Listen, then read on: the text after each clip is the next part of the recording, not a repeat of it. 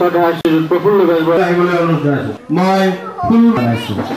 এজন লোকস্কৃত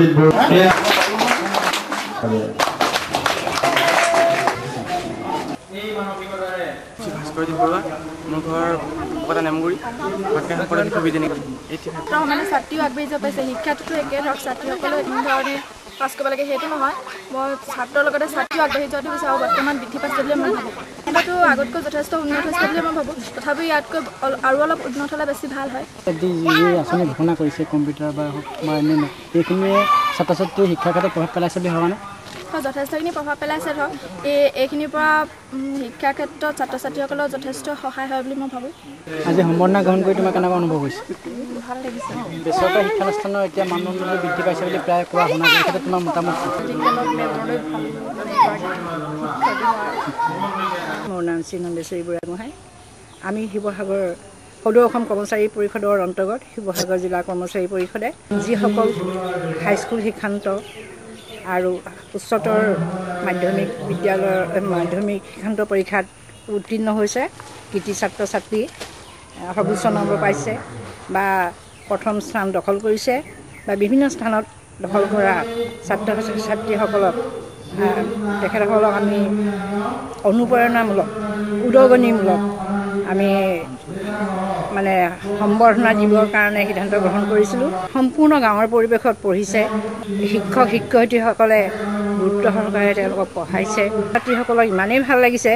যে তেওঁলোকে আজি যি অসমৰ ভিতৰত অসমলৈ সুনাম আমাৰ সমাজলৈ সুনাম ভাৰতবৰ্ষলৈ সুনাম কঢ়িয়াই আনিছে তাৰ কাৰণে আমি আনন্দিত হৈছোঁ কৰ্মচাৰী পৰিষদে অকল নিজৰ দৰমহাৰ ওপৰতেই আমি ব্যস্ত নাথাকি সমাজৰ বিভিন্ন স্তৰৰ লগত আমি উন্নয়নমূলক কাম উন্নয়নত আমি সহায় কৰিবৰ কাৰণে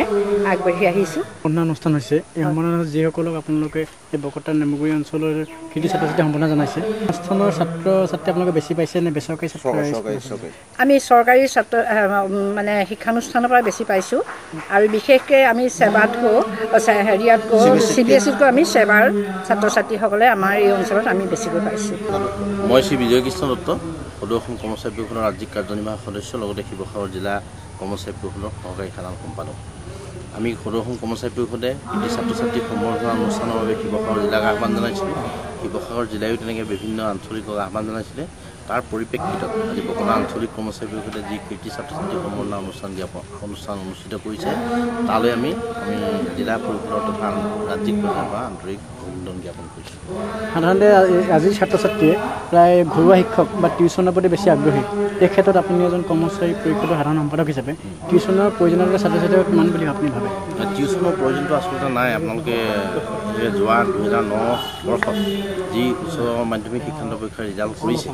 ঘৰুৱা টিউশ্যন নোহোৱাকৈও বহু ছাত্ৰ ছাত্ৰী প্ৰথম বিশ্বাস স্থানৰ ভিতৰত স্থানপ্ৰাপ্ত হ'বলৈ সক্ষম হৈছে গতিকে ছাত্ৰ ছাত্ৰীয়ে যদি নিয়মীয়াকৈ পাঠদান কৰে পাঠ গ্ৰহণ কৰে নিয়মীয়াকৈ যদি অধ্যয়ন কৰে তেনেহ'লে ঘৰুৱা টিউশ্যনৰ কোনো দৰকাৰ নাই আৰু কিবা কিবি নোৱাৰিলে নিজৰ বিদ্যালয়ৰ শিক্ষক আছে শিক্ষকেই সেই টিউটৰৰ কাম কৰিব গতিকে শিক্ষক ছাত্ৰৰ যিটো সম্বন্ধ সেইটো মানে আৰু সেইখিনি অলপ কটকটীয়া বা সু সম্পৰ্ক হ'লে নিশ্চয় ছাত্ৰ ছাত্ৰীয়ে ভাল কথা আগবাঢ়ি যাবলৈ ভাবে এই শিক্ষা দিশটো আগবাঢ়ি যাবলৈ হ'লে ত্ৰিভুজ আকাৰে শিক্ষক ছাত্ৰ আৰু অভিভাৱক সেইটো সমান্তৰালভাৱে আগবাঢ়ি যাব লাগিব কাৰণ অভিভাৱকে সহায় কৰিব লাগিব আজিকালি আৰু এটা ফেক্টৰ তাত লাগিছে সেইটো হ'ল সামাজিক ফেক্টৰ কিন্তু শিক্ষা